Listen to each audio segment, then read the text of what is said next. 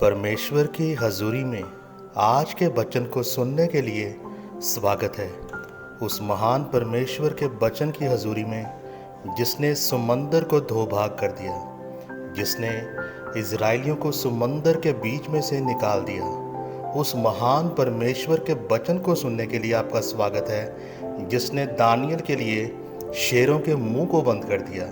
हमारा विश्वास है कि आज के वचन को सुनने से आपका जीवन और आपका घराना सेम नहीं रहेगा। आज के वचनों को लिखा है परमेश्वर के दास अपोस्टल अंकुर यूसुफ नरूला जी और पास्टर सोनिया नरूला जी ने, और आज के वचनों को आवाज़ दी है भाई कमल ने।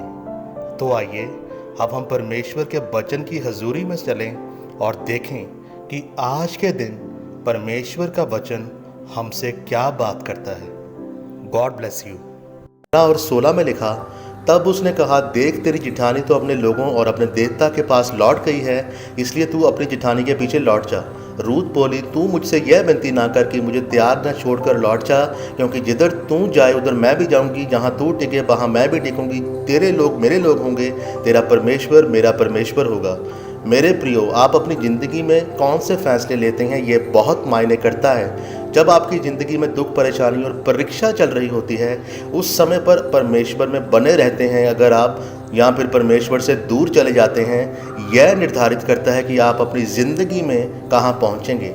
अगर आप अपने दुखों में भी परमेश्वर में बने रहने का फैसला करेंगे तो आप अपनी ज़िंदगी में परमेश्वर की मर्ज़ी को पूरा करेंगे और आशीषित होंगे। लेकिन अगर आप परमेश्वर से दूर हो जाएंगे, फिर आप परमेश्वर की योजना से दूर हो जाएंगे और अपनी आशीषों को खो देंगे।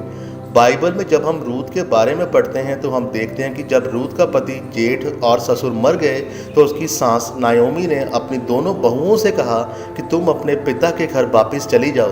तब रूत की जिठानी ओर्पे अपनी सास को छोड़कर अपने घर वापस चली गई, लेकिन रूत ने अपनी सास के साथ रहने का फैसला किया।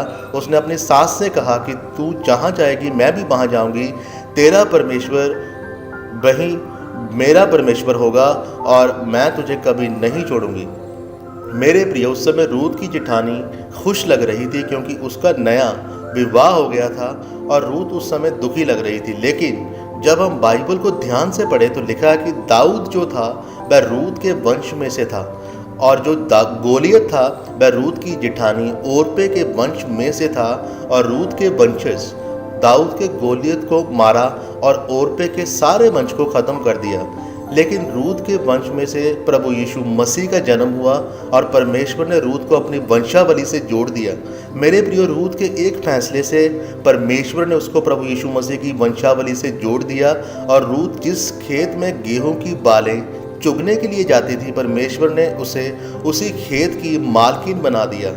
परमेश्वर आपको देखता है कि आप अपनी मुसीबतों में क्या सोचते हैं और क्या फैसला लेते हैं, और जैसा आप फैसला लेते हैं वैसा ही आप अपने जीवन में फल पाते हैं। मेरे प्रियो, आज जब लोगों के जीवन में दुख, परेशानी, परीक्षा आती है तो वह परमेश्वर से दूर होने का फैसला लेते हैं और दूसरी जगहों पर जाना शुरू कर देते हैं। यहाँ पर उनको पहले तो अच्छा लगता है पर बाद में वह पछताते हैं। इसलिए अपने दुखों और परेशानियों के दिनों में रूत की तरह फैसला लें, परमेश्वर चाहे जो मर्जी हो जाए लेकिन मैं आपको नहीं छोड़ूंगी। और जब आप परमेश्वर के लिए निडर होकर फैसला लेंगे, फिर परमेश्वर आप अपने जीवन में परमेश्वर को काम करता हुआ देखेंगे। फिर आप अपने जीवन में रूत की तरह गवाही और आशीष को पाएंगे। आमीन। परमेश्वर आज के इन वचन से आपको आशीष दे। आइए हम छोटी सी प्रार्थना को करेंगे। सर्वशक्तिमान परमेश्वर, आज के इस वचन के लिए हम आपका धन्यवाद करते हैं। परमेश्वर, हम दुआ करते हैं, प्रार्थना करते हैं कि आज के इन वचनों को कोई भी शैतान या अंधकार की ताकत हमारे जीवन से इस नए दिन में चुराने न पाए। प्रभु यीशु मसीह के जिंदा और जलाली नाम में हम मांगते हैं, आमीन।